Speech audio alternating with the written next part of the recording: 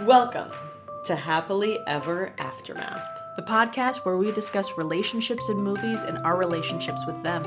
I'm Polina Grynbaum. And I'm Diana Rojek-Sconard. Hello, Diana. Hey, Polina. How's it going? It's going well. Awesome. Yeah. Uh-huh. So we're here to discuss 16 Candles. We are. 1984. 84. Yep. Uh-huh. Yeah, so this is my film, though we kind of have been talking about doing this film for a long time because it's kind of it's one of those classics of the genre, as they say. Air quotes. Yes. Around the word genre. Would you say genre is teen film? Yeah, I think and also teen film. It's a genre. No, it's a John Hughes film. It's a John Hughes film, and it's also one of those films that I think is it's sort of seminal in a lot of people's lives. They saw it over and over again, sort of different generations. I saw it when it came out, but I know people of all different generations. This is a big Gen X movie, but I think also like a big Gen Y movie. And as a technically I am on the cusp of millennial. Yeah. Depending on whose definition you use, and I also have a very special place in my heart for this movie. Yeah. So so in that way, yes, it's one of the movies that sort of does, I think for a lot of people, does have this like place where it defines kind of how you think about romance. So and we anxiously await your vitriol when we're done with this episode. Yes. This is actually like more difficult to talk about than I anticipated. But I'm excited to talk about it with you and hear what your experience was like. Okay. On the eve of her sister's wedding, suburban teenager Samantha, played by Molly Ringwald, suffers silently as her family forgets her birthday. Even worse, some total dork, Anthony Michael Hall, keeps propositioning her with sophomoric innuendo when she really craves romantic attention from high school hunk Jake, played by Michael Schoeffling. Moving from Samantha's family home as it's invaded by ultra relatives to a high school dance where nothing seems to go her way. This bittersweet teen comedy traces the hope and disappointments of not only Samantha, but also a host of incidental but memorable characters. From a hapless Japanese exchange student, which I don't think he was Japanese. That's I kind of found that also Where is this from? Problematic. This is Brian J. Dillard from Roe v. Magazine. But to a prom queen and a posse of barely pubescent nerds, a climactic party scene at which these various strata of young America overcome their rigid hierarchies sets the stage for resolutions both tender and torrid.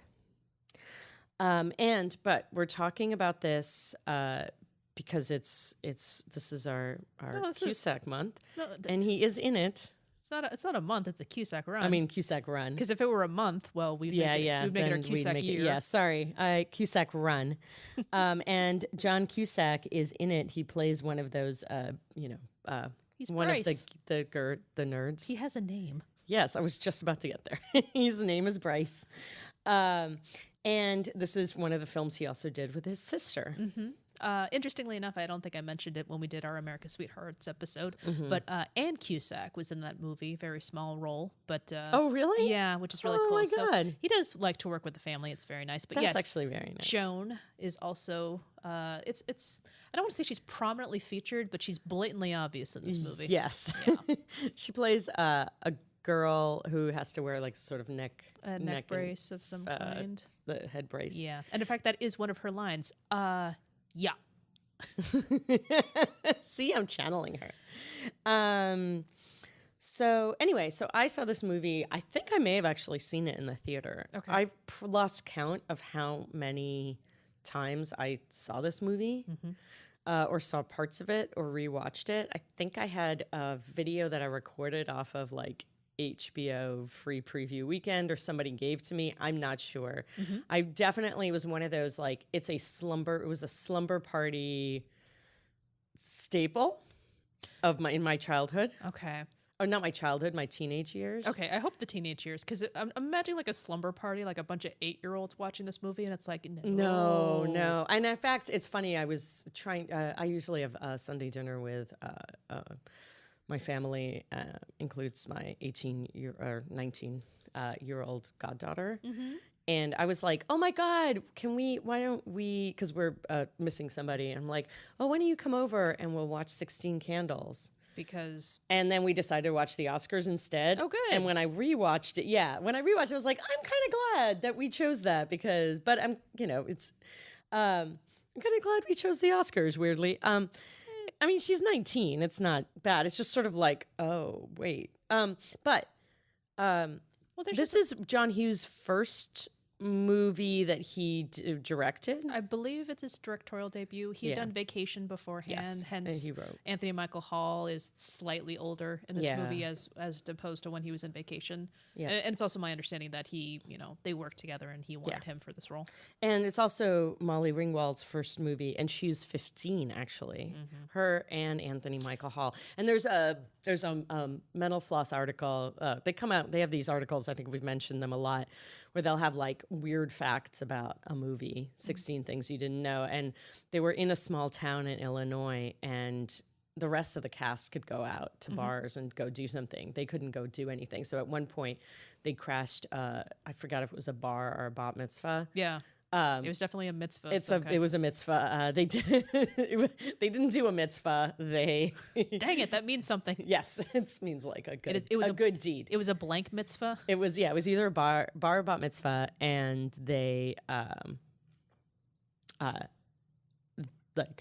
they crashed it just because they wanted something to do. And in fact, I read a story that basically John Hughes saw her photograph and was like, oh, I wonder what kind of girl this is. And then kind of wrote 16 Candles around this idea.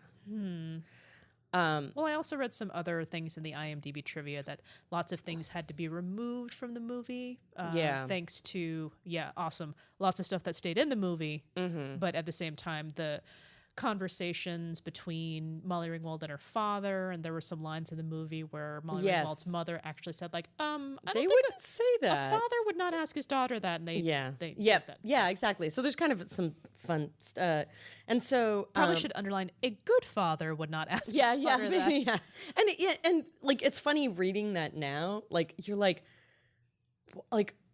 it's such a scene of like a really loving, positive father that you're like, I read that after the movie, after I watched the movie, and I was like, oh my God, that woman did such a favor.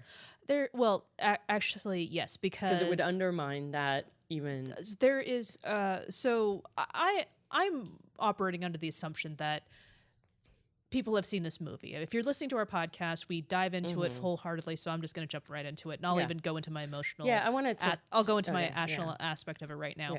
Yeah. Paul Dooley plays Molly Ringwald's father, and I will say that I became not emotional, but just kind of. I'm not even sure the right word for it, because we're talking about a father and daughter relationship, and I have a very special relationship with my own father. So the fact that fast forward, they forgot her birthday.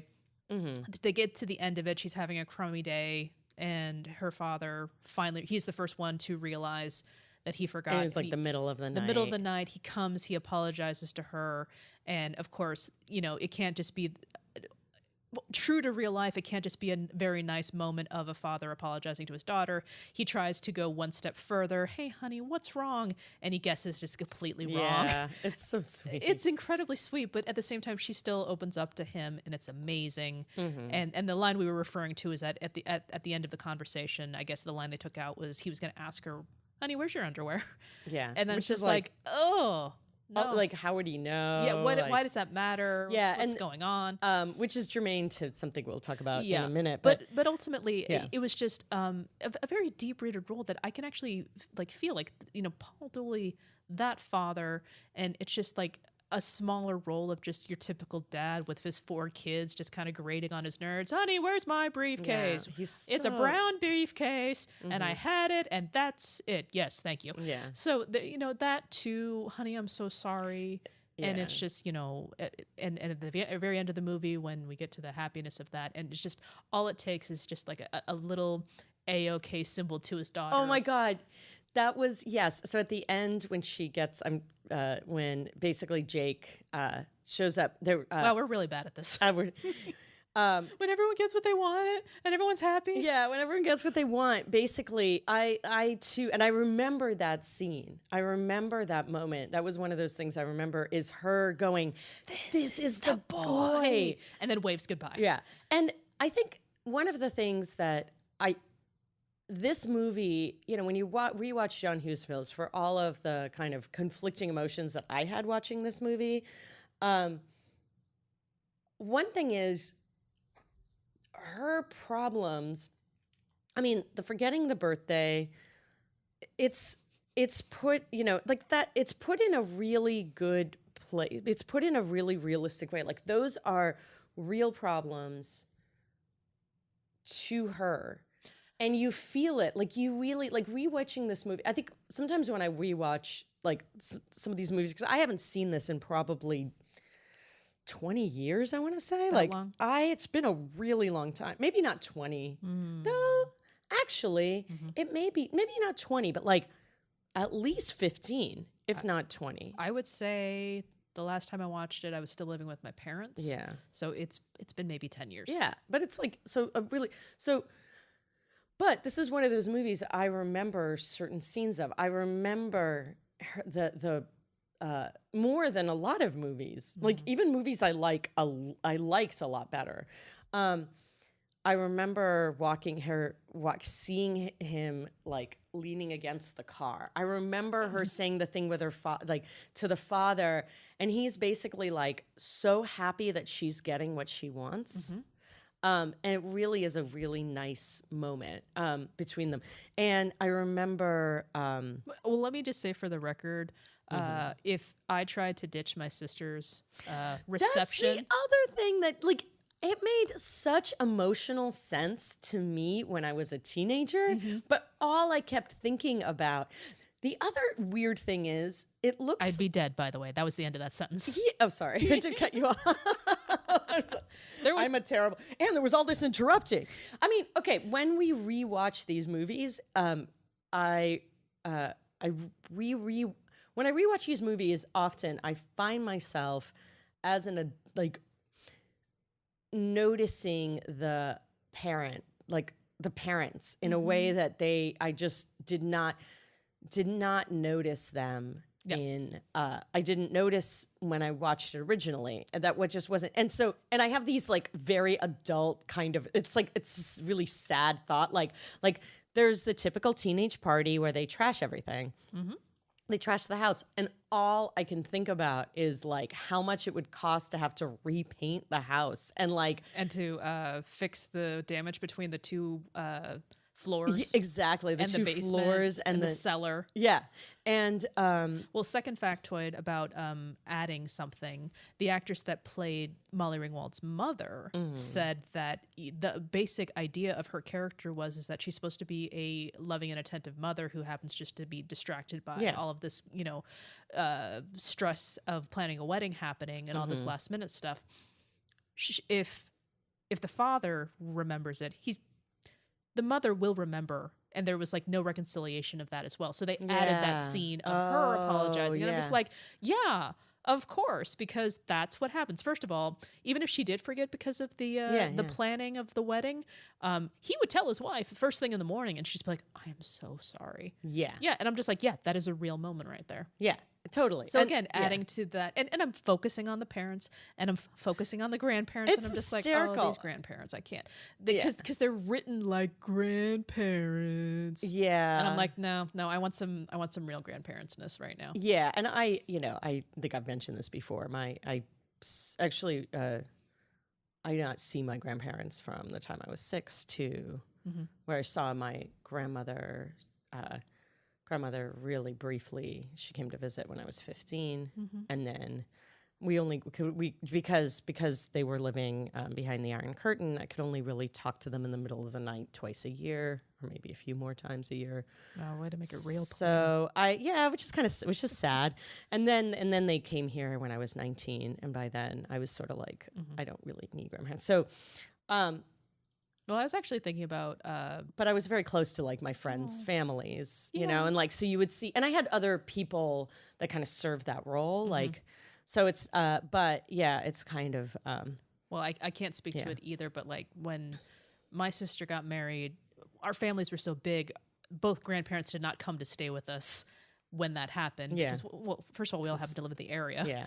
And second, I'm just thinking like, oh crap, all my grandparents were dead by the time I got married. So yeah, I had one grandmother. I actually, one of my grandmothers was extremely ill, and so she couldn't come, but my other grandmother was there. Well, if everybody fell in love with her, so that was really nice. Well, she's nice. A fascinating woman. She actually just passed away about a couple months ago. Anyway, you like tripled the bummer. I know, seriously. Okay, let's no. To my one. I gotta but that is actually that is a bummer, because I think it's they are really big moments, and you want those people, and they, of course, would want to be there. I mean, I think it was really, really important my grandmother to be there. I don't know. My grandparents had a lot of grandkids. I think so they were just like whatever.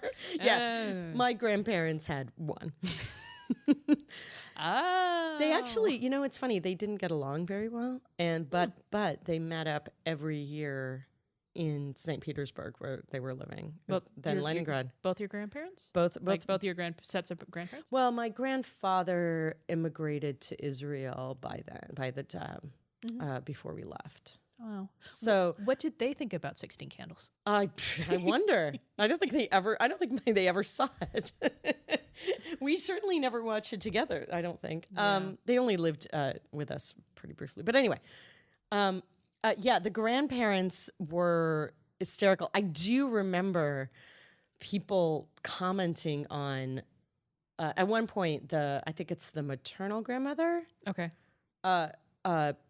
Like, basically is like, oh my God, is like, oh, you've grown boobies. Oh, right. And I remember that part, but I remember that part, and I remember people commenting about that, like, to me, where I would watch other people's commenting on other people, but of their grandchildren, but it was always the woman. It was never like the men were never there. It was always like, you're like,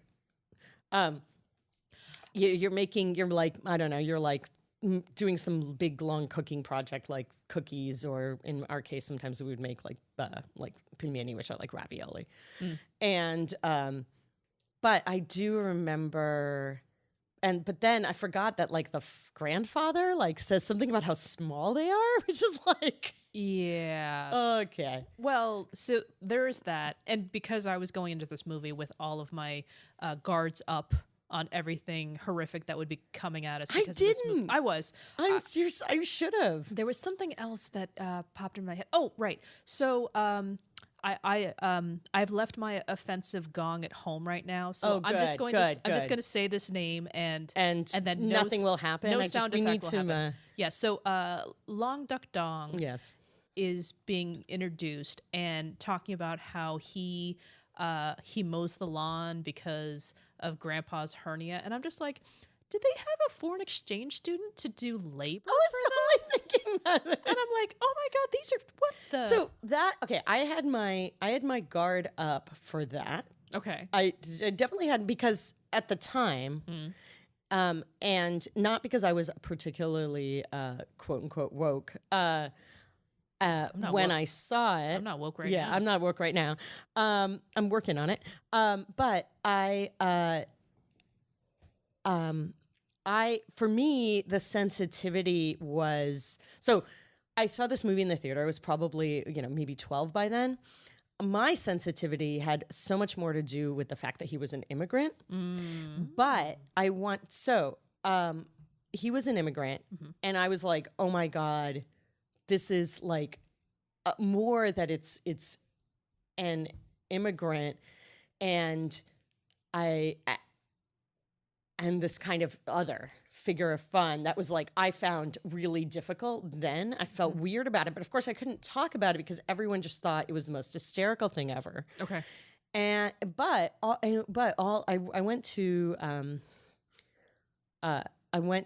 lived in places that especially then actually had a lot of Asian and East Asian students, and I had friends, and I saw especially the boys get teased and called this like all the time. Really? All the time. Wow. So I was bracing myself for that. Okay. And so my sensitivity then when I watched it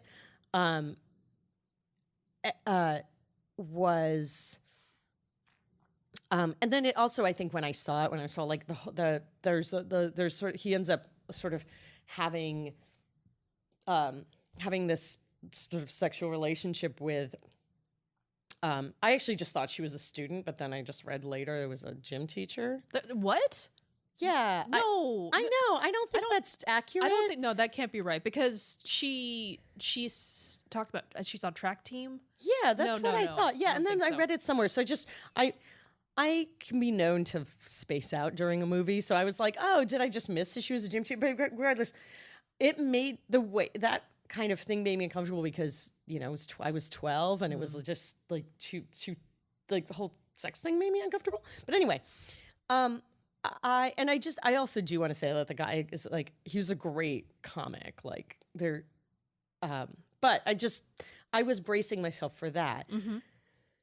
The kind of I think you referred to it as like the sort of rapiness. Mm-hmm.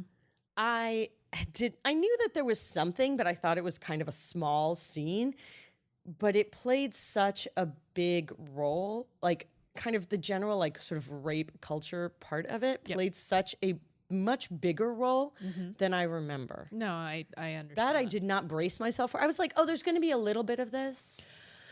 Well, and so I felt like I'm kind of jealous about you. But okay, but tell me when. I'm sorry, you're jealous about no, what? No. I'm like I should have had my things on, because I just kept alternating from like cringy to like well to like I love it to like. Well, allow me to back up a few steps with my experience with this movie. Yeah, I want to hear your. For starters, this was recorded off of TV for me. So my repeat watching of it was the edited version of it. Okay. There was no female nudity. Uh-huh. So granted, it was only a small piece of it, but that was there. So I never saw that piece. There was a lot of definitely, oh my God, even some of the basic language that was involved. I mean, you can get into the F slurs and the R word and all this other stuff that was thrown out there like nothing. They definitely edit out other things too, like the expression piece of ass is used. They edited that out too. Oh. And it was just very, very sanitized. And interesting. And it was pretty interesting because like, I'm wondering, okay. I wonder if in a weird way, like if you, sorry. Because you kind of enjoyed it a little more maybe when you were younger? I don't know about for that reason more, but I will tell you that the language is different. But the thing is, the things still remain there. So what's really funny is that listening to it for real with the real language, because eventually I did buy it on DVD, but I didn't watch it as often.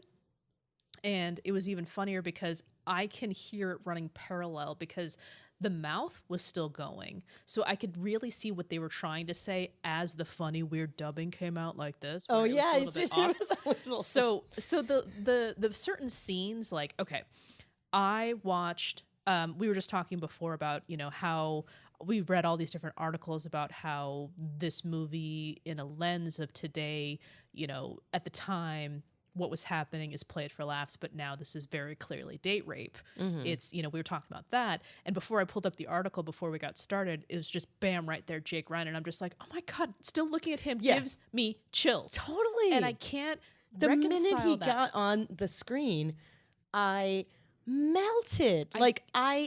My reaction surprised me. Mm-hmm. Like, granted, I was sort of feeling a little delicate and I had a headache and I was like, but no, I mean, I had to watch.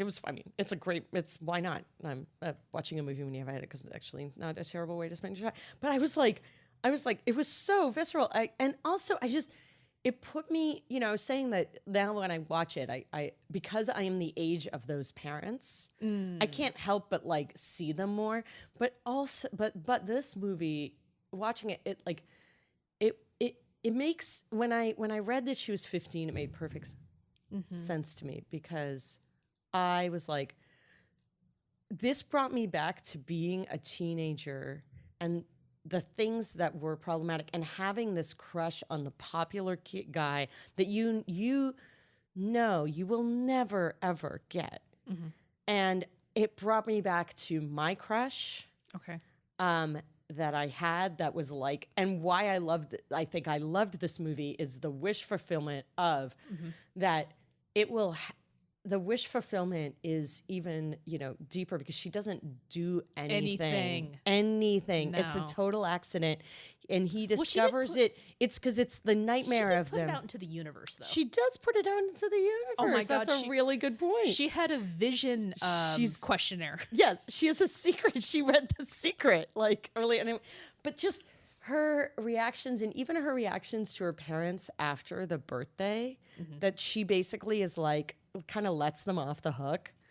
And the very angry lets them off the hook. Yeah, but even the way she does it, of like being at once sweet and angry, like later when they admit it, and the kind of and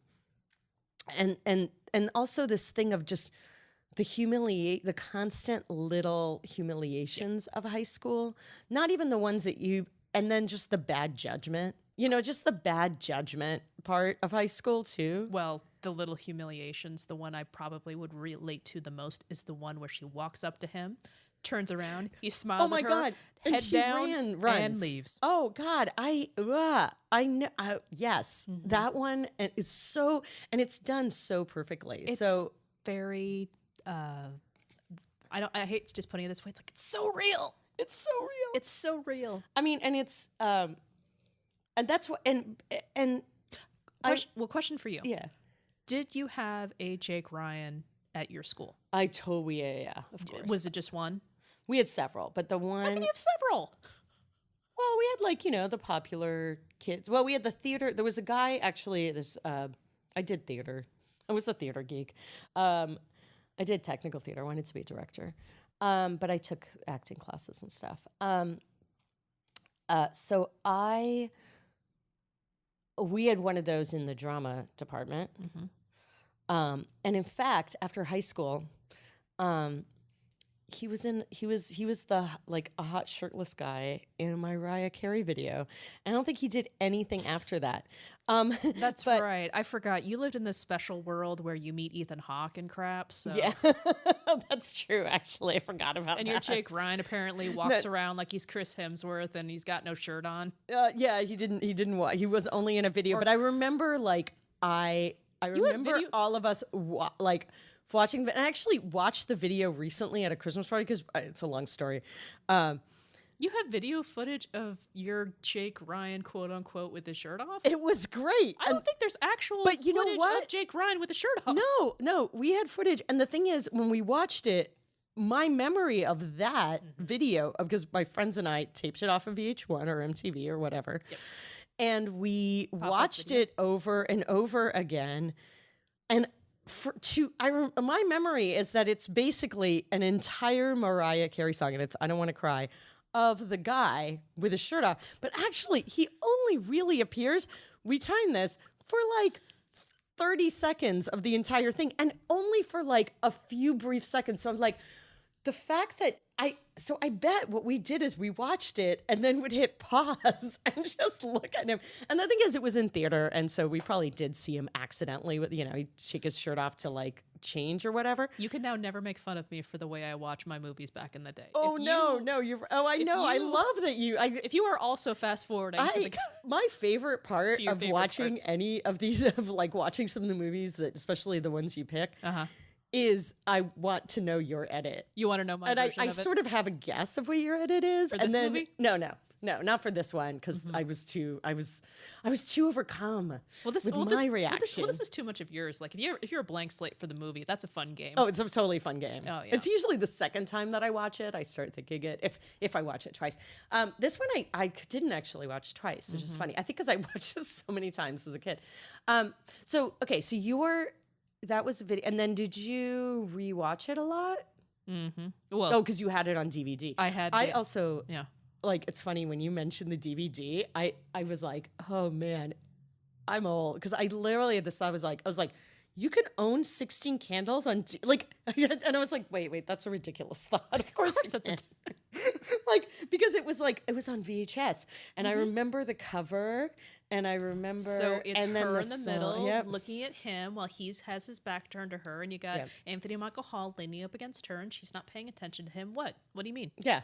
It's not weird. Yeah, it's not weird. Then the font, like I remember the font. Yep, the scroll. And then ever since we've even said this movie out loud, I've had If You Were Here stuck in my head. And Hold on. There it is, right there. Yeah. Goosebumps. The goosebumps are happening. People. Oh no, I can see you. Yes, my goosebumps and my hairs are standing up because of course I watched that part over and over and over again. The part where she's at her sister's wedding and she goes to get the veil. Oh, my family's probably waiting for me. Once again, family is gone. And then they get the family. Disappoints her again. Yeah. And is this what it's like being in a large family? Did like people get left behind? I don't know. No, we usually coordinate a lot better. Yeah. Than that. Like you counted. Especially the ones who don't have their own cars. We usually coordinate a lot better. Yeah. I mean, to be fair, my parents did like leave me behind and I was only one of me. So there's there's a long-standing thing where I keep a running tally of all the times my mom forgot to pick me up from school. Oh yeah. It's a running gag that we have. Well, no, because apparently I did it once when I was in kindergarten. And she has this very specific image of me sobbing. I'm 5 years old, and I guess I very dramatically said, "How can a mother forget her daughter?" Yeah, I know, you're good. My goddaughter, like, I had the same thing. I totally had a running tally of when my mother was late to pick me up from daycare. Mom, bad mother tally. But my mother was actually also drove me to like everything. She drove me to like, I mean, now I think about it and it's like my mother drove me to every weekend. She would drive like, I think it was like an hour and a half, drop me off in Bucks County so I could go horseback riding and then pick me up at the end of the day. Sometimes we would do some carpooling, but seriously, that's 6 hours in the car. And I remember the two occasions that they thought I was in the back seat and it turns out that I wasn't. No, you're totally justified. Good. Yeah. Much like how they forgot Molly Ringwald's birthday. Yeah. Which, by the way, I hope she never lets them live down. So, and even just like the hallways and the locker, and even that, there's a montage. There's basically a high school couples montage. You saw that too? Yes. Okay, because I was paying attention to it. I'm just like, wow, they're really pushing the whole high school. No, coupling. Yes. I had the same thought. Yeah. At first I was like, it's just high school. And then it's like, why don't you just play You're Nobody Till Somebody Loves You over this right now? I mean, it would totally clash, but we get it. The thing is, it felt that way. But if you actually like took out your yearbook, my high school class about 350 change. If I took out that and if I took it out and I, went through like the people who actually were coupled up, it was probably not that many, but it felt like it was everyone. In sophomore year, it felt like it was everybody. I'm trying to think about this. So something that's kind of important with rewatching this movie for me is she is just smitten with Jake Ryan. And you don't actually learn more. You know nothing about him. Yeah. Except, he's rich. Yes. He's popular. He's dating the prom queen or whatever. Yeah. And they do say she's the prom queen. Yeah, they do mention that. So when they're taking. So theoretically, he is the prom king, I suppose. Yeah, or just like he was in that strata. But yeah, that's the thing. So we had, just because we had a big school, right? I mean, you guys did too, I think, right? Kind of big. There's 500 graduating class. Okay, so it was a little bigger than mine. But here's something that's kind of important that I was getting at. And I forgot my point. Damn it. Damn it, Polina, stop talking. No, Please I'm don't. a terrible interrupter. Well, no, it's fine. What I was I'll getting say at nothing for the rest of the podcast. for my own perspective, what I thought was really important was when I was growing up, if somebody's in a relationship with them, like a guy, like anyone who's in the realm of just like, who could I possibly date? And they were dating somebody, it's just immediately like, oh, off. They're just like officially. And it would, I kind of did that too. Well, no. Mine would go to the next level. Crushes. Yeah. Off limits. Wow. Anything like but that. But what if they, so to me, the crush, and it's funny because it's also this remembrance of how horrible crushes were, because I always felt like it was like a brain-eating bacteria, they would come out of nowhere and suddenly just take over your life, and it'd be someone you thought was cute before, and suddenly it was a crush, or it'd be somebody that you didn't even think of, and suddenly the crush was there, and it would be like a brain-eating bacteria where it was all you could, I think it was probably a little more crazy, it was all you could think about, and it was so distracting. There is that, yes, but not to when you're 16. When you're years 15, old, 16. When you're 15, I mean, when I was older, it's like, okay, now I can take a day. There are times when I'll wake up and will have had a really in-depth dream, and certain dreams where you wake up like, oh my God, that would be an amazing book, and then you write it out and it's crap. Yeah. Similarly to when I'm in like some sort of like deep, passionate relationship with a celebrity, and I'll wake up and I'm just like, oh my God, Ryan, I'm so sorry. It's like so real in my head. Yeah, and I start apologizing for things. Well, first of all, I don't even have to be apologizing for. But because I'm so deep rooted in it, it's just like, I think I need to go to confession or something. Yeah, it's fun. Yeah. My husband and I were very close friends before we dated, and we were both dating other people. We worked together. So we actually talked about our crushes all the time. Okay. Like, people we thought were attractive, because we were both, when we met, we were both dating people, but then we subsequently broke up with them. And before we started dating, we talked a lot about each other. So when we started dating, it was weird because we're like, can we stop talking about like the hot woman in the restaurant now? And so we never really did. And I actually think that's kind of good. Well, the crushes that Ryan and I had before, we met, that's the closest we have to exes. Yeah, because we never dated anybody beforehand, true, so that's all we've got to go with. And I'll hate them, you know. Oh, okay. I mean, I do like it's. That's all I got. I definitely, the exes of Sean's that I do know. One in particular I don't like. Well, that's and okay. like, yeah, and like it's like in a way that surprises me because she doesn't live here and it's fine. But if we may go back to the movie.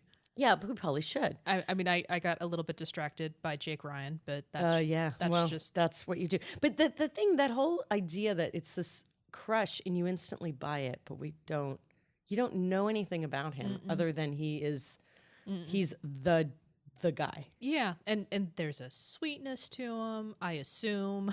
Yeah. Because, I mean, all we know is that he has this quote-unquote perfect girlfriend who just isn't enough for him. Yeah. Because she likes to party and trash his house and he wants to be loved. Oh, crap. I bet you if I tried really hard, I could probably memorize. Oh, yeah. Just say that whole speech the whole that lines. He does. I want a serious girlfriend, someone I can love, who'll love me in return. That's beautiful, Jake. Yeah. Now, if we may talk about Farmer Ted for a minute. Yes, please. I typically am a underdog rooting person. Yes. And in this particular instance, I want to stab him in the eyeball. That was the thing I did not have my Teflon coating for, and I did not have my protective rain gear on. Stop sniffing her. 1. Stop coming near her. 2. Stop being there. 3. Yeah. 4. Stop trying to do anything. Touch her. Stop pursuing her. Stop making bets that you can. Oh my God! Just where to even begin? Just stop trying to prove to your friends. I mean, that I get, because I think that happened. I think definitely. Stop treating her as a prize. Exactly, Stop treating women as a prize. No, that's so beautifully put. That's exactly, like, and she keeps saying no. And the thing this is the other thing that it did bring me back to, I remember those guys who just would always, this is a bit comical and obviously like a bit crazy, but I remember guys, like, I remember in college, and I'm not college, sorry, in high school, like, I remember a bunch of guys breaking into the girls' locker room. We had swimming pool. And for some reason, we always had to swim in February in New Jersey. And then you just spent the rest, you never had time to blow dry your hair. So you just had this like, the back of your neck was wet for like, anyway, it was so annoying. And, but I remember them sneaking in and stealing girls' underwear out of their lockers. Like, we didn't have locks. I remember, like, I remember this, and like that kind of stuff came back of like just this kind of idea that you were supposed, like a guy was going to try to touch you and make you uncomfortable, and that was just like guys. That was just like normal guys. And this was college? This is high school. This is high school. Well, okay. College too. So, but high school especially, like, and even junior high. And I feel like, I guess I was really fortunate that the only weirdness that I've ever had in that realm, well, I suppose if I really searched hard enough, like in junior high, there'd be one guy saying, hey, my friend has a crush on you. Shut up, man. And that I'm like, what the hell is happening right now? Yeah, those are the little ones. Those are the little ones that stick out in my head. And it's just the whole, like, trying to embarrass your friend because you pick a random girl. Yeah. Oh, you don't think that they actually had a crush on you? No. Okay. No, no. Oh, no, huh? No, my self-esteem would be very high if I believed for 1 second that was actually the case. No. It's finding one of the dumpy girls and doing that kind of thing. Yeah. Because I was definitely, like, I was not one of the popular kids. Like, I had friends, but there was... if you were Polina, we wouldn't be friends. That's true. I was not a Carolyn. But all this stuff. And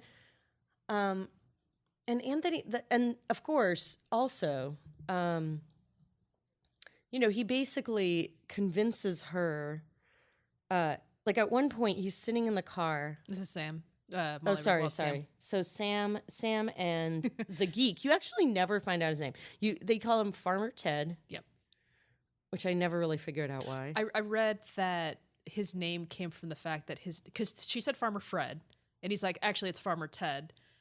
The idea behind it that his name is Ted Farmer, and then when you're taking attendance, his Farmer, Ted, and then it just became his name. I read that somewhere. That doesn't mean I know what I'm talking about. No, he's actually credited as the geek. Yeah, that's what I mean. Yeah, gets the "and" credit. Yeah, which is even funnier.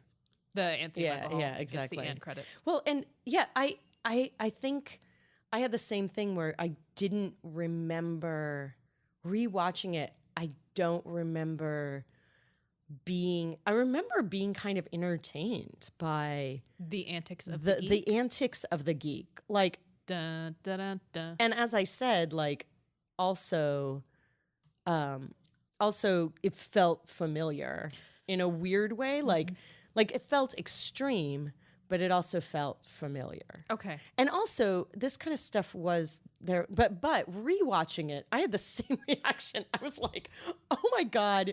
Every time I see you, I want to stab you in the eyeball." Well, the whole wall of geeks at the dance, which I'm all for. That high school me. That's called my menu right there. Yeah, exactly. That's my demo. That is my demo.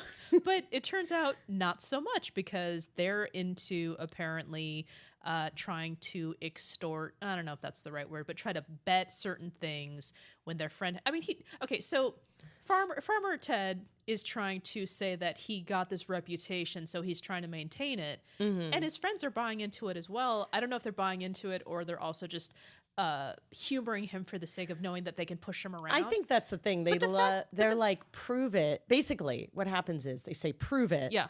And but they also go along with you want to videotape it, which of course, then videotaping a sex act actually would have involved a rather complicated setup. Which will actually come into play when we eventually get into the movie Zapped, which I know at one point never mind. Oh boy. Have you never don't know. I'll get into that later. So of course that proves so basically, I mean, they're basically pointing out to him, finally they're calling him, I saw it as they're finally calling him on his stuff. But you'll also note that they go along with him when he wants to go to the senior party. Exactly. And so I think they still buy it because he still has the clout, but they're also trying to take him down a peg. Yep. But at the same time, I keep thinking that, the onslaught of programmers was just kind of a more recent thing. I'm like, oh, no, they're right here. Oh, yeah. These guys are right here. No, I mean, this idea of like there is this thing of in the 80s, like being into stuff that is now mainstream. Yep. That is now much more mainstream. Was considered sort of social suicide. Like, being into, Dungeons and Dragons. I mean, now we have, magic is still, is considered, so it's not, I don't think it has the same, what do we say? Social, like being really into comic books, being really into sci-fi, being really into computers and math and school. And I went to a place where, I mean, my high school was actually being academically, being good at academics was a part of the sort of social, actually gave you some social worth, but in a I'm just doing this to get into college kind of, I mean, everybody was just trying to get into an Ivy League university. That has a separate layer. I see. Yeah. So that was like a layer, a prestige layer of popularity. Yeah, there was a prestige layer, but it was still like there were it's like you're into computers, you're into, if you were into comic books, like if you were just like, or into electronics. Sure. And there were still AV geeks. Right. Well, they were them. They kept having take those ridiculous things off. Yeah, that was great that they were constantly walking around with those things. And I don't know if it's funny. I also recently watched Pen 15. I don't know if you're watching this. It's on Netflix, and it's basically a show about 7th grade. Okay. And it's terrifyingly true to life, but this kind of idea of this thing that you forget about what, the stuff that you love and then how it's perceived to the outside world is, I think just like a big thing, a big part of high school. Now I don't care. I'm not going to, whatever I'm interested in, I just tell people, right? I mean, I don't care. Well, depending. Oh, right. No. I still. Most of it, like, I can't hide the fact that, I mean, I'm on this podcast to talk about like the fact that I, the books I read and but still, like, I loved Motown when I was in high school. Well, this is where I'm gonna say, who didn't? Yeah, but it wasn't cool because my friends were really into, like, I pretended to be into punk. I mean, and it was funny because actually as I got older, I really do enjoy punk a lot more than I did when I was forced to. But just like, I mean, I liked all sorts of things, but I think it's like what you liked in my high school. It was like with my friends, it was competing for the band that no one had ever heard of. Ah, wow. That was our thing. Like, proto-hipster? we're the alternative. Yeah, we're the alternative proto-hipster kids. Oh my God. Yeah. Look at you. Well, some of my friends. Then well, you know, depending on how sheltered they were, you could go up to them like, "Hey guys, have you heard of this thing called Motown?" Yeah. But it was because it was like Motown. It was like everyone likes Motown, so you have to not like it. Like it was just all that stuff, that teenage stuff, all that teenage stuff. And no, it's the no, I understand it. You know what I mean? Like once everyone else figures out how great they are, exactly. Like, well, that's not fun because anymore. like U2 went from like and The Cure kind of in my time like went from alternative to popular, and it was like everyone's like I hate that. No. Anyway, God, this movie is bringing up a lot for me, but I think welcome to the podcast. Yeah. Wait, I should do this every couple weeks. So, well, this one hits various like spots. Yeah. Of just like deep, I don't know. Yeah. I mean, there is nothing there. They don't really talk to each other. No. At all. In fact, I don't think they speak to each other. I didn't even actually realize that until watching it the second time, that you're like, but you buy it instantly. Like, you just buy it. Yeah. And then I was like, halfway through, I was like, wait, don't they?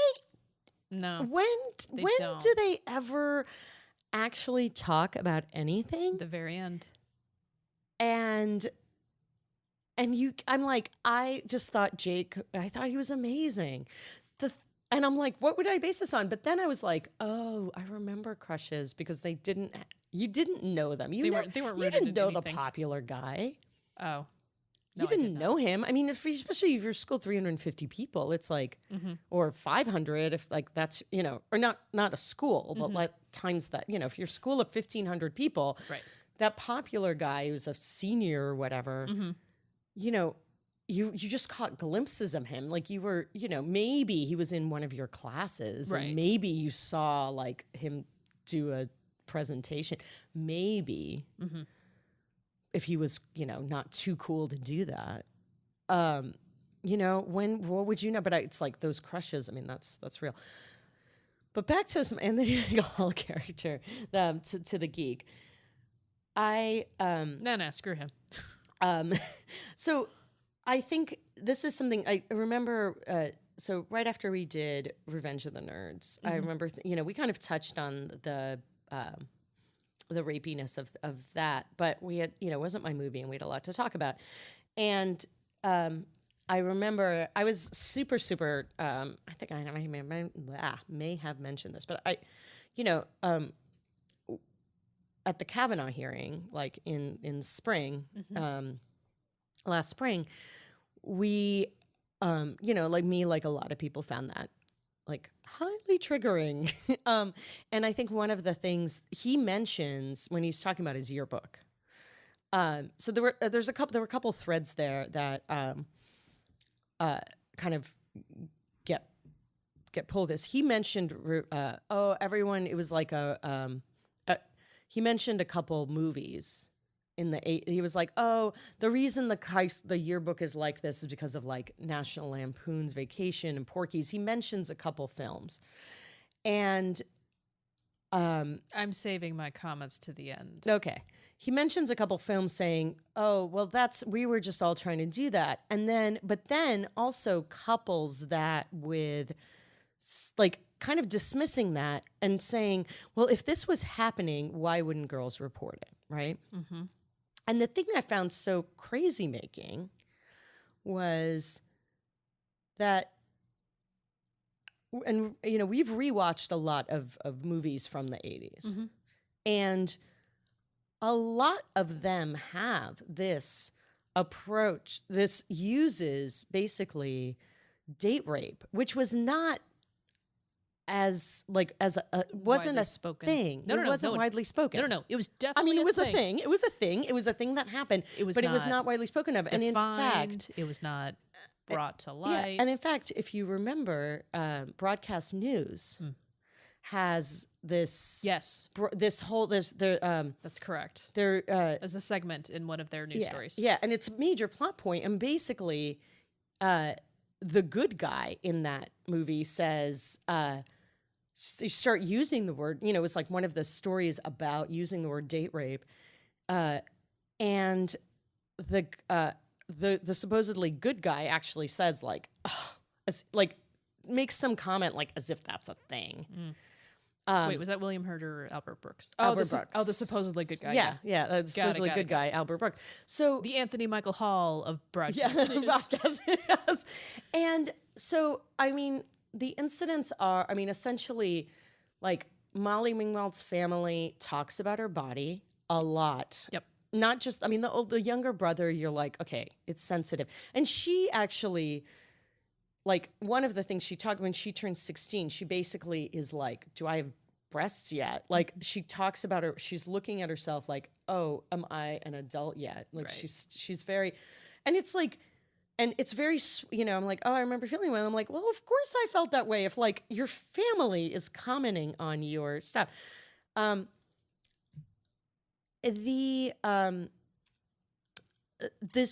and that's the thing, like, I remember being, when I watched it when I was younger, I remember being entertained. I mean, squeamish, more squeamish, you know, thinking back on it. I remember that physical feeling of squeamishness, but sort of like still being like entertained by Anthony Michael Hall's antics, which are basically, they're alone in a car in the car shop, in the, I think the auto shop.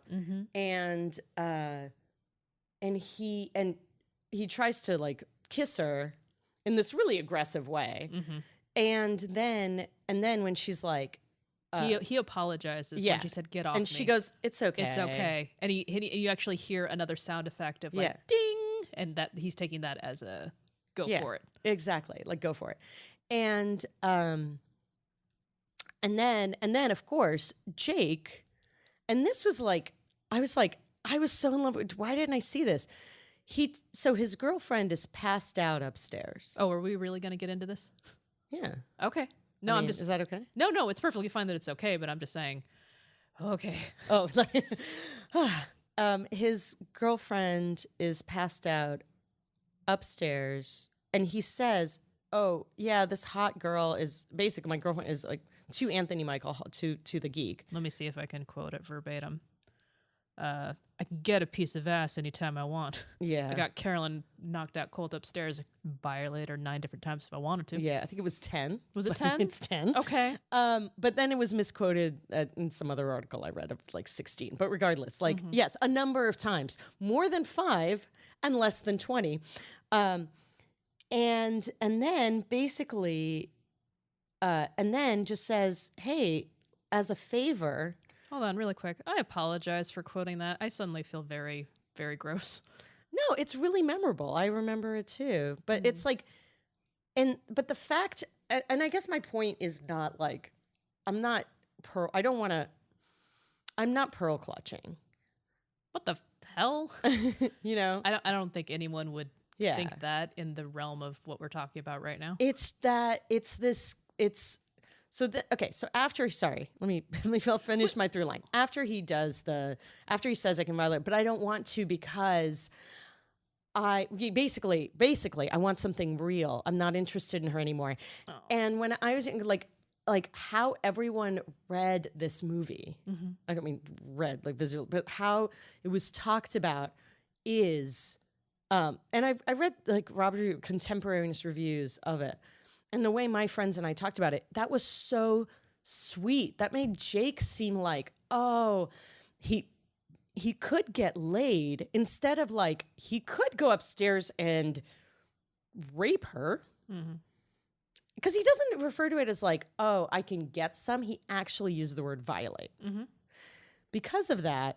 And then he basically convinces, and then he basically says, well, she's passed out to Anthony Michael. Like, why don't you take my parents' car? Oh, no. This is in exchange for Samantha's underwear. That's the other thing. And the thing he wants, and I still read it as like, he's like, look, you know, I'm kind of doing this as a favor. Like, Well, no, it's not that he wants Samantha's like you can read it as he just wanted Samantha's underwear as a pervy thing, but it's really because he wants it like so. No. Or you can read it as like, oh, he wants it so that it gets taken out of this embarrassing circulation. I didn't even read it as that. No, they had a conversation where he's no, it wasn't for the underwear. It was for the information and the fact that he said like, no, she's crazy about you. It's like, really? Yeah. Tell me more. And no, it was more of a solid of just like, oh, thanks for letting me know. I'm totally going to go for it now because he was hesitant. And that's the exchange. The underwear didn't even play in my brain at that point. Yeah. Well, the thing is, I kind of forgot about it, but I remember thinking, oh, that's so sweet. Instead of like, for the record, like it's his girlfriend. Like, even if he doesn't have any respect for her, like just break up with him. And then he basically convinces Anthony Michael Hall, like the geek. I don't know why I keep calling him Anthony Michael Hall. The geek. That's his name. He convinces the geek, who to his credit is like, I don't think I can do this. But it's actually more about the Rolls Royce and driving the Rolls Royce. But the fact that this was seen at the time, the purpose of these revelation of this conversation is to point out it's so funny that it's a way to kind of diss Caroline, but also make Jake look really good, and that's what contributes to that's the idea of that culture thing. That it was like I am watching this, and I had these ideas. I had this idea that Jake was a good guy because he wasn't going to go upstairs. He violate this girl. No, like he wants something real. He wants something real. And I was like, but that is just makes me, and so to have people say things like, oh, well, of course, like, why would she, why would people even go to house parties? Or why would people, why wouldn't someone report it? But it's clear when you're a teenager that this is expected behavior. This is what's supposed to happen to you if you're a woman. This is like, you're kind of considered lucky if it doesn't, instead of like, it should never happen. And that's the part that now I can't watch. That's why I'm saying I'm not pearl clutching. Like, that's the part I can't watch because those were messages that were in the culture. We were given those messages. When you were describing this, I was remembering our conversation about Working Girl and Melanie Griffith's character being, on Valium and alcohol at the same time, and Harrison, she wakes up in his apartment the next day, and I'm just thinking, damn it, Harrison Ford, you do not get points for not having sex with her while she's on drugs. Yeah, I remember you saying that, and I was like, and funnily, I think I was like, but he kind of does. But then I'm like, no, that's crazy. Yeah, it's like he's such a great boyfriend. He doesn't hit me. It's like crazy. But the fact that this was kind of this is not the only movie, and I want to say that there's. For them, though. I don't want to go hunting for them, but I just noticed, like, now when I'm watching these movies that I'm revisiting, how often this is it's funny. And I find that's what really drove me crazy about the Kavanaugh thing. And I think you and I actually talked about it at the time. You and I had a long conversation about it. That, the people pretend like, oh, yeah, it didn't really happen. It didn't happen that way. It's like, well, but it did, because we have evidence of we have things that were created. We have works of art that were created that were hugely impactful of how when I watched this movie as a 12-year-old, that shaped what I thought being all these movies shaped what I thought being a teenager was going to be. I mean, my parents were not teenagers in America. I really wanted to know what being a teenager in America was like. And I kind of use these movies. And And there were things that happened to me that I never reported or never talked about. And like so much of that has to do with these movies. I'm not blaming the movie. I'm saying that these movies and the way that people talked about the movies when they came out, this was humor. Mm-hmm. And, and it's rewatching that, it was so difficult for me. Mm-hmm. It was so squirmy. Mm-hmm.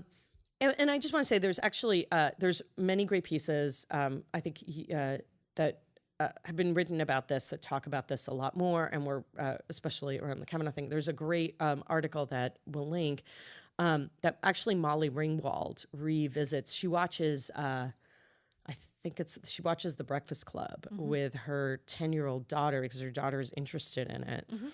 and she writes. It's in the New Yorker, and she actually interviews Haviland Morris.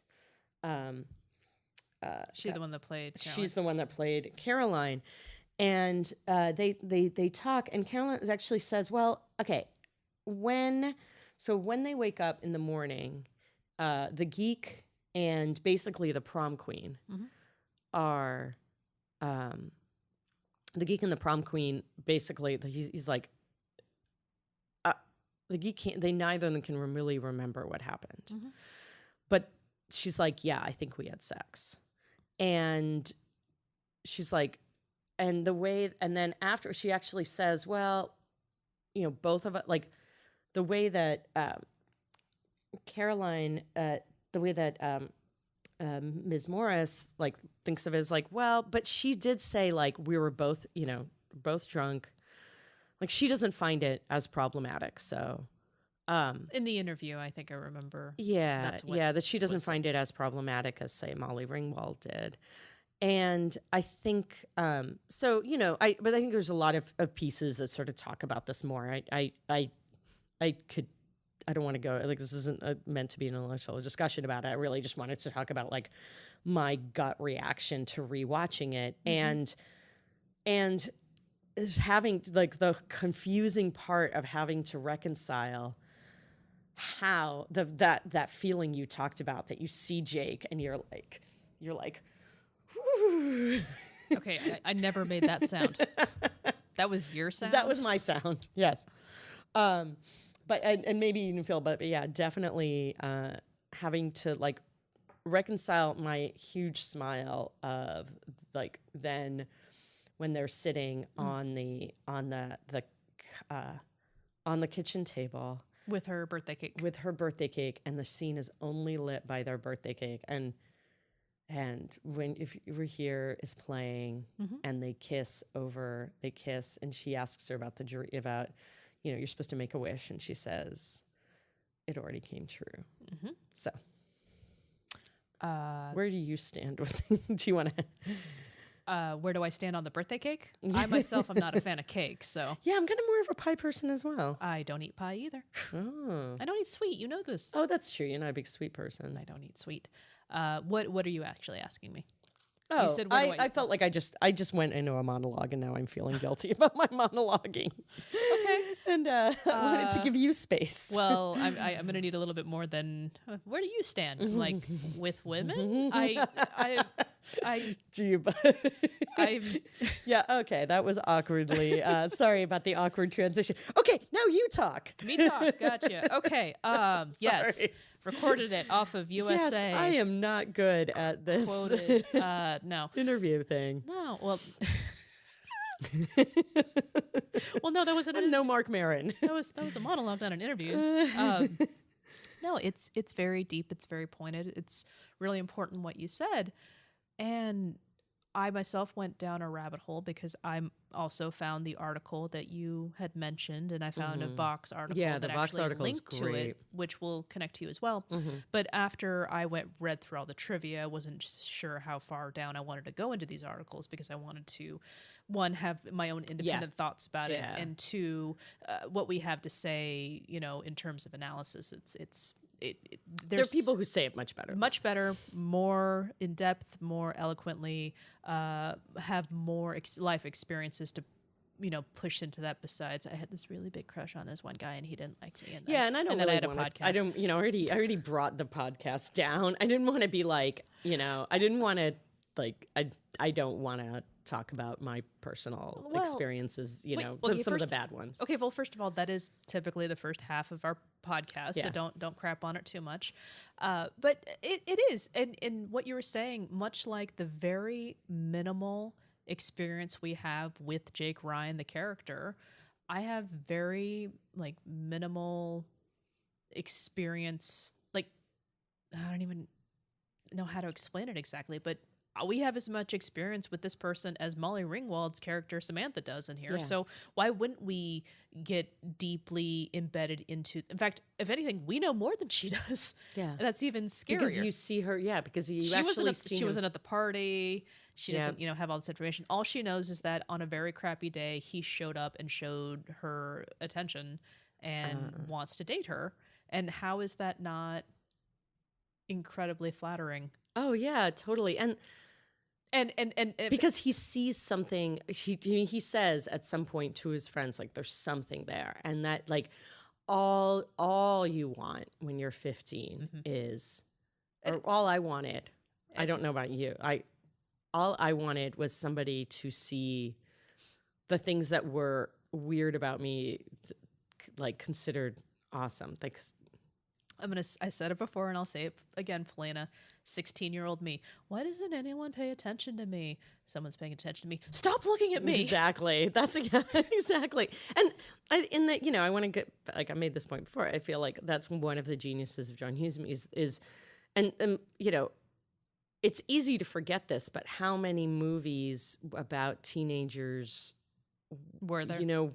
Were sort of made teenagers seem really, were not really realistic. Well, that's kind of something I want to bring up, like the wall of geeks and the paying $1 to see underwear in the bathroom type of thing. I actually wanted to can I get some male perspective on this? Is this what high school was like, where you sat around and you talked about this stuff? I mean, I don't know if they'd ever actually admit to it or not. I mean, I remember, as I said, people going into the locker room and stealing panties, and it was that was the 80s, Polina. We're talking about the 90s now. Yeah, I don't know. I mean, maybe you guys didn't. My head was down through most of my teen years, so wasn't really paying attention. I would love to hear what it was like from a guy's perspective, because obviously, I mean, John Hughes is a guy, and he wrote this, and it must have come from somewhere, and it did seem like it was part of it, but the sort of humiliating girls, that felt very real to me. Well, as sad as this sounds, I honestly don't think that was the intention of the movies. Oh, not at all. As much as no, and that's kind of my point, right? Prize. Girls are prizes. Yeah, it's not about humiliating them. It's about we're earning something. But also this kind of but that weird when they reject me, they're very angry. When girls they're prized, but you're right, they're prizes, but then also there's a certain rage at their unavailability, which is also a prominent thing now. Well, something I thought that I wanted to bring up when I was saying how amazing it is that Jake saw her, you'll also notice that this isn't about just getting attention, because she was definitely pushing off Farmer Ted the whole time, and so this isn't just about attention. So I don't know, the fact that scene, and I don't know, I don't want to dive deep into something that's I'm just so uneasy about.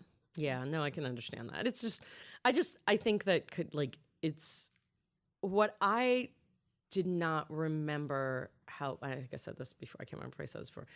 To me, I was so excited to rewatch this movie.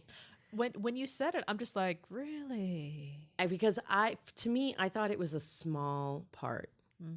It was a small, one slapstick scene, and I forgot how integral the whole thing, how much there is. And so I don't know. To me, I'm actually rewatching this movie.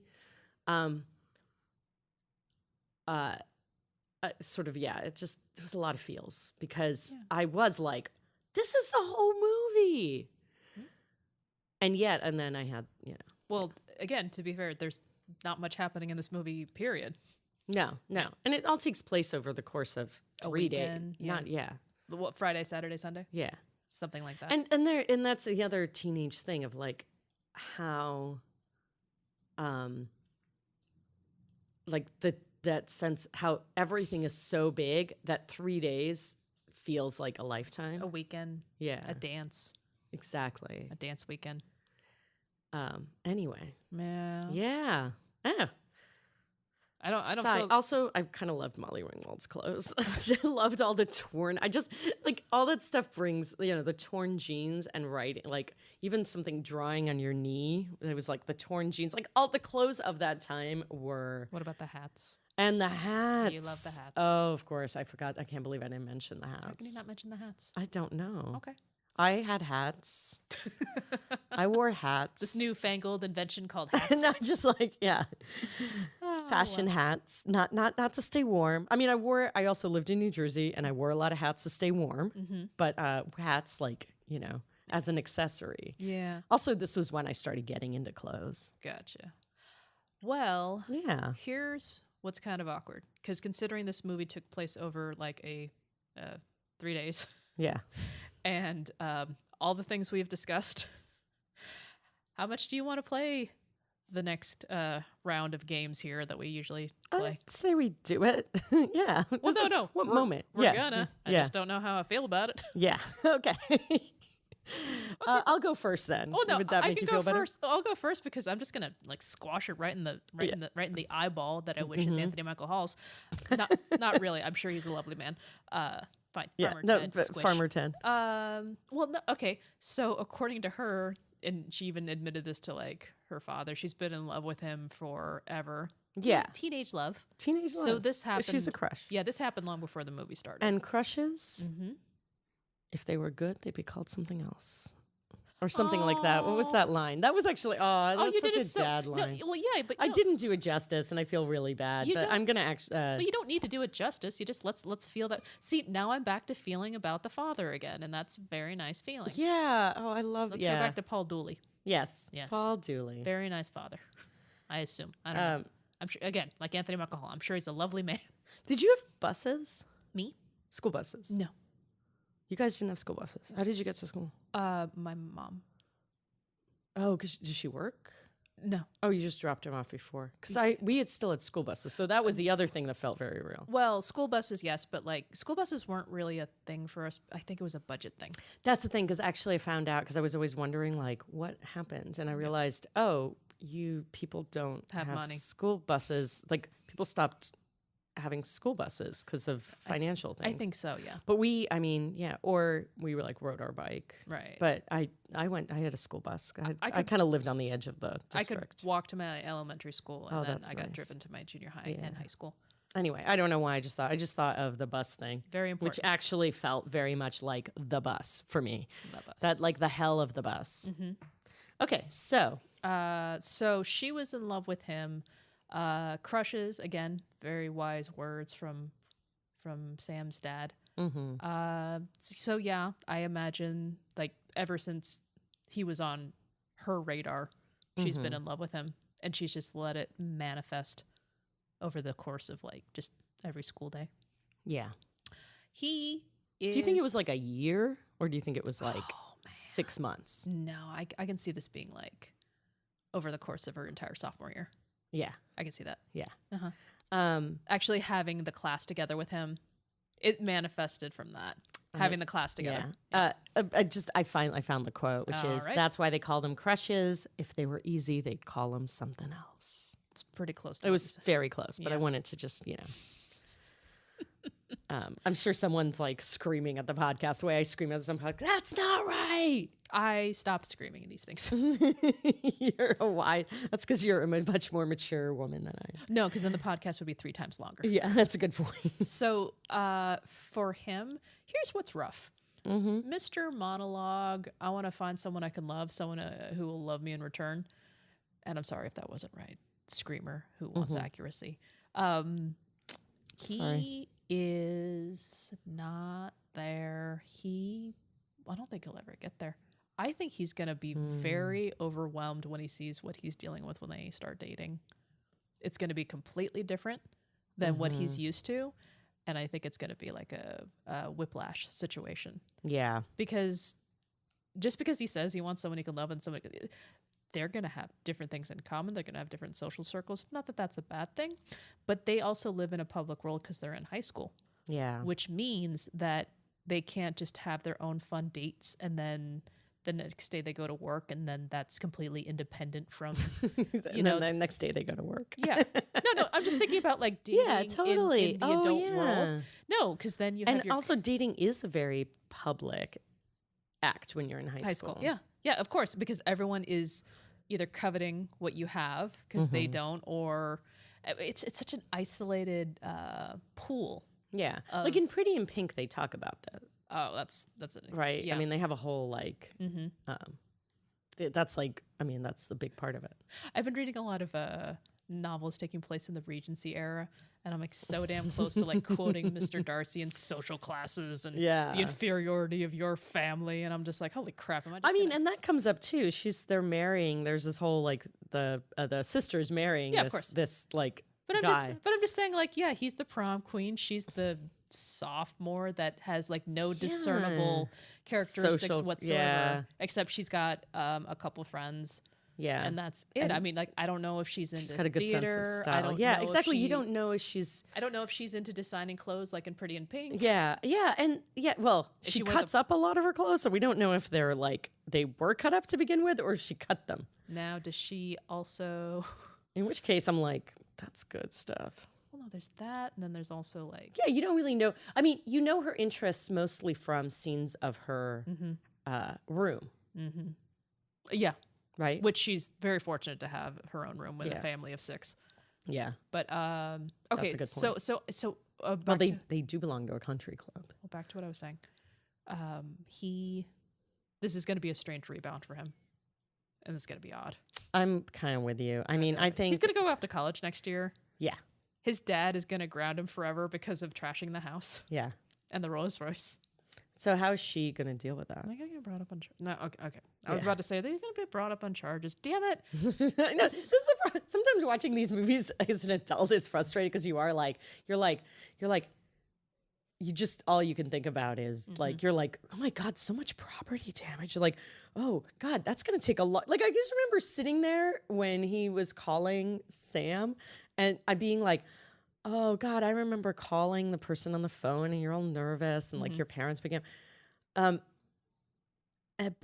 then I just was like, shouldn't he get started cleaning this house? Like that's going to take a really long time. Right. And the mechanics of how they got Anthony Michael Hall into this glass coffee table. And how quickly the coffee table was dirty again. Yeah. Like completely like covered in stuff. Exactly. Like and I'm like, and you know, just hating myself the whole time. Like just enjoy it. Just enjoy it. No. But yeah. So how do you think so you know how you think he's going to break up with her? Well, that's like the future, but it's just like the whole when is he 11 or he's not. He never is. Oh, okay. Not as he's never, but this is just going to be like, whoa, okay, what have I done? Yeah. I think if he, you know, this is a movie about a crush. Yep.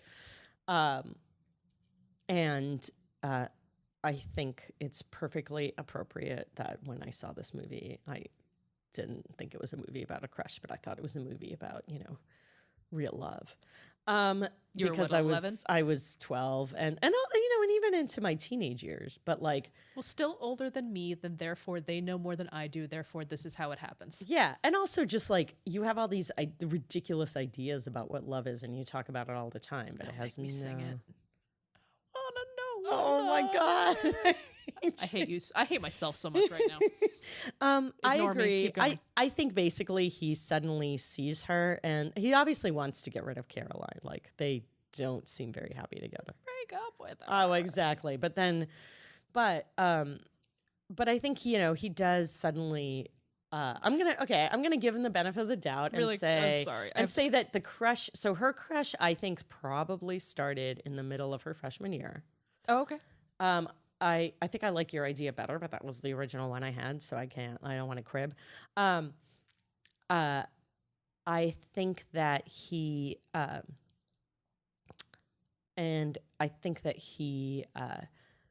he does actually, when he sees the name, is like flattered, but then looks at her and suddenly it does feel a certain Are you talking about the amount note? of attraction. Yeah, the note, the sex quiz. Yeah, so the sex quiz that had no name on there, but he saw her drop it, so he knows that it's Jake. Yeah. Also, this whole thing that you feel like you have to. I remember, like, people passing around like, "Who do you have a crush on?" notes, and like, why do we all feel compelled that we had to fill those out? I don't know.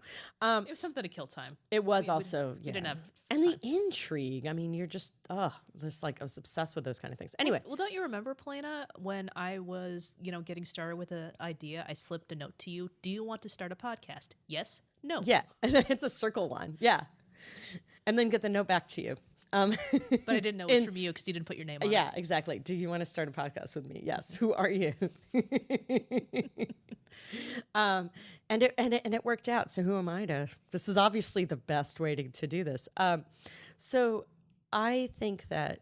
So I agree. Like, I think when he sees that, he suddenly really, really does see her from the sea of other girls and sees her bee-stung lips and her like lovely red hair, and is like, sort of suddenly develops a crush. I'm gonna go with the positive. Sure. No, do it. I'm gonna do it. Keep talking, 11-year-old Polina. Yeah, no, this is the 11-year-old me. But what happens to them after? Diana, do you want to talk more about that, or should I? Well, like I said, should they be brought up on charges, damn it? No. You go first. Oh, okay. So, are you going to monologue? Maybe I should go. No, I'm going to go fast. I already did that. They think they definitely. I'm totally with you. I think that basically, they go out for a little while. He is going to be like, oh my God, she's just. At first, he's going to be charmed by her sort of naivete, and she doesn't party. Yeah, the fact that she doesn't party. Then, but then she's going to get pouty because she actually doesn't know how to deal, and she's going to be kind of obsessed with him, and he's going to become irritated. And then I think I'm going to give this a month. Okay, maybe 6 weeks. Okay. I wish I knew how far it was to graduation. I know, I do too. I mean, it's really clearly springy. Yeah. I mean, I wonder if they. I mean, yeah. Okay. If it is nice weather in Illinois. Let's say it's like April or May. Okay. Let's say it's May. So it wasn't prom; it was a dance. So maybe March. Yeah. All right. Making this up. Yeah, and she did say, it might be cold. So it's maybe spring, right? Okay. Like it might be cold on the wedding day. I know, and it might be that Chicago spring weather. thing of, like, spring definitely was certainly on the East Coast. It was like one of those, like, one day it's 50 and the next, kind of like San Francisco. But it was like a predictable period of like, okay, it may be 50 or it may be 70. All right, so it's approximately April. It's approximately April. In our scenario. Yeah. Yes. You give it a month? So I give it basically, till like right around the graduation stuff. And he's going to be like, well, I'm not going to stay with her through high school. She's going to be, but he's obviously terrible at breaking up with people. Mm-hmm. So he's going to start like dating some other girl. In all fairness. Yes. Points for the nice guy. They mutually broke up together. Him and his, Caroline. Yeah. Is it Carolyn? Yeah. Caroline? It's Caroline? I can't remember. Well, you remember, he sees her with him, and then they, again, nice guy credit. They break up mutually. So he didn't dump her. No, but saying, but he had to kind of force the issue. It wasn't like, I don't think they did. went out. Well, she kind of woke up with another guy. She's like, oh, crap, that he we should talk about set this. up. So I'm going to go with like, okay, go ahead. He did it anyway. So I think he's going to start dating another girl over the summer because he'll have some sort of summer job. She'll find out and she'll be totally heartbroken for an entire, Oh, you think he will do that while they're still quote unquote together? Yeah. Oh. I think he's just like he won't want. He'll be too wimpy to break her to like tell her in person. Mm-hmm. He'll like kind of force the issue again, kind of like he did with Carolyn. Oh. And he'll just start dating someone again, and maybe it'll even be Carolyn. I don't know, but it'll be somebody like he'll meet some girl, and then he'll kind of do, and then she's gonna be totally devastated. But maybe she'll channel and be just completely, annoying, cry all the time. But maybe she'll channel that into some sort of creative project and realize, like, hopefully realize, but I think it's going to take her a long time to get over it. Mm-hmm. But hopefully she'll realize what a dick he is, and there'll be some nice guy in her future. Let's see here. What I think, I'm with you for a bit. I don't think he's gonna cheat on her. Honestly, I think what's gonna happen is the graduation will happen, and then he's just gonna say like no. And what's weird is that he'll still be like in town. I don't see him with like a big academic future. No. I mean, he's in a class with the sophomores. Independent study. Oh, that's true. It's you're right. So I forgot it was study hall. Right. So I'm imagining you're saying he's going to get like some sort of summer job or something. Not in that house that he's living in. Oh, that's a good point. Well, what like depending on what his parents' work ethic is. Yeah, but it's like, you get the internship at your dad's law office or whatever. This is my scenario, so yeah, sorry. So no, he's not doing no.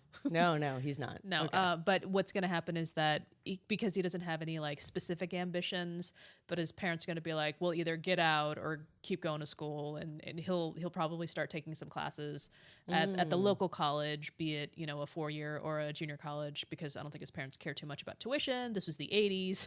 College. Oh my God, it was nothing. I mean, college was probably affordable back then. Yeah. Assume I read about it once. No, it was, and much less competitive than it is. I think starting with you guys. So like, even though he's like, it was just you went to college, like it was easier. Oh, I was. About you to say, didn't necessarily community. The whole like I thought you were community college thing. Yeah, not you. No, I did like go to college. Yes, you did. You did. But I mean, like one. It was just easier to get into a school. Mm-hmm. And so the whole like going to community college first, I think and then using that like kind of to save money to transfer, which I think is a really smart thing to do. Mm-hmm. I think it just was less, it was less of a necessity. From a financial standpoint too. Yeah. But and also just for getting into a school. Yeah. Right? Because it was just less competitive. Well, there were less of us. There were less 18-year-olds in the 80s and early 90s. The population is growing. Well, the population of children. Yeah. No, I understand. Yeah. So he's gonna go with a half-hearted attempt at college because again he comes from a very it does not appear that he has siblings, so he's just kind of coasting through with his very expensive toys, i.e. cars and a Rolls Royce. Well, that's his dad's, so a Rolls Royce convertible, for God's sake. It's his dad's. So that will happen there, and it's gonna be kind of rough because he'll still be around, but like not there. That's the thing; she's gonna run into him. Yeah, so that will be its own version of awkward. So what I think is gonna be part of it is he'll just kind of break up with her because wow, this was a mistake. And she is going to be heartbroken, but you want to know what I think is really going to help get her through that particular thing? What? A solid relationship with her father. Oh, you're making me cry. I'm poking at the things that were very important. He is going to be, her father, he's going to be the rock. You're right. Mm-hmm. I love it. I love that part of it. Because I'm going to find the good things in this scenario to bring forth. Yeah. He'll be helpful. Her brother will be a little dickhead. Yes. And she's going to... I don't think that's going to stop anytime soon. No, I don't think so. But beyond that, I mean, she showed no discernible interest or...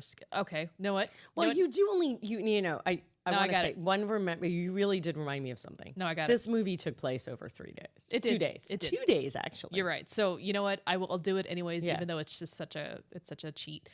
She, because of her obsession with eating carrots and trying to grow her bust, we must. It's gonna be. It's gonna be increase. Okay, I didn't say that. You said that. She is going to eventually use her experience of body image in her high school years. She's going to grow up and she's going to be a nutritionalist. Oh my God. There it is. is. I love this. Yeah, I kind of was thinking like a creative career, but I love the nutritionist thing. I think so. Damn, that was a good one. And also taking all of these bad pieces of information and dispelling all of this. Mm-hmm. Getting that whole, like, because apparently the carrots did not work. No. Do they? Would they? In the 3 days. No, well, not in 3 days. No, and it's 2 days, I actually just realized. Because it starts the day of her birthday, which is the day before her sister's wedding, and ends on her sister's wedding. Which was a Saturday. I thought it was on a Sunday because of the whole church thing. But they said it was the day before, and they all had to go to school and work. Yep. So that would have been Friday. Yep. And then they don't even have a rehearsal, or I guess you're supposed to think that the rehearsal dinner happened. That was the other thing. Like, I don't like a couple days I thought that before. too. Where was the rehearsal dinner? But we're really focusing on the wrong details. We really are. Yeah, we didn't even talk about the wedding. Yeah. The racism, the menstruation, the racism towards what was it, Eastern European people? Yeah, the Czechs mixed. Oh wait, no, what was it? The Riz Czechs. Riz Czechs. The family. No, just that. Like, just who incidentally her sister's fiance is the same actor from The Breakfast Club who plays the janitor. Oh, yeah. What a nice little detail. And I'm just like that guy. Well, no, I mean, like, that's how I think he had a 3-picture deal. Oh, so he just plays the pretty sure that's the horrible people. Hmm? They just plays no, that's sad. Yeah, because he basically plays this lunkhead. I mean, they keep referring to him as a... No, they didn't refer to that. They referred to him as a actual slur that I'm not going to use. Oh, I missed that one. See? There's so much. Look it up. There's so much. Anyway, 16 candles. So. Yep. We did it. Yes. It felt like a pirate. It's like a pirate's, those rides, those pirate rides at the amusement park where you're just careening between crushiness to hard to crushing to cringing to cringing. So you're just crushiness to cringing to crushiness to cringing. That's how I sum up my experience. So I was about to say that's not how the Pirates of the Caribbean ride, worked out for me. So I don't know what you ride. No, there was pirate rides, you know the ones. No, I got it. The pirate ship rides, I should say. I love the Pirates of the Caribbean. Yes, but also I believe there's other versions of that. Yeah, I guess so. The point is that Polina was like a pendulum. Yes, or a pendulum is much better. Okay. You should get your metaphors down before you. I should write down my metaphors before. My metaphors do tend to fall apart on air. All right, so. Yes, there we are. So that was a fascinating Cusack run movie. Yeah. I think we talked about Cusack for a minute and a half. To be fair, it was only 2 days, so yeah, exactly. He wasn't in it. He wasn't in it very much, but he's there, and we love him, and we're going to continue.